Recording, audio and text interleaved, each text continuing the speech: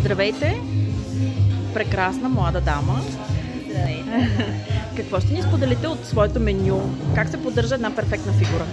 Една перфектна фигура се поддържа в съчетание с различни макронутриенти. На закуска задължително трябва да има белтък и мазнини, защото мазнини са ни полезни за женското ни здраве, а протеини си е всъщност строителен материал за нашето тяло.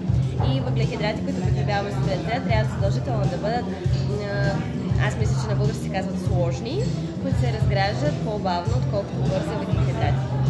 Кои са твоите 3 продукта, които винаги присъстват в менюто ти?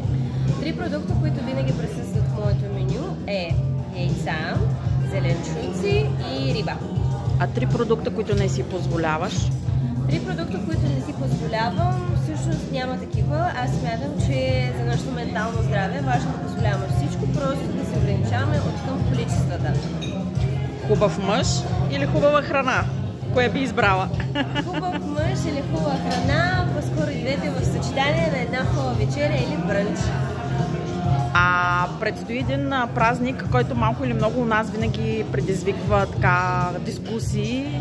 Вино или любов, любов или вино. Ти кое предпочиташ? Аз предпочитам да пия вино, докато се наслаждавам на моята любов, като го гледам отсреща пи вино с мен. Благодаря ти! Мерси!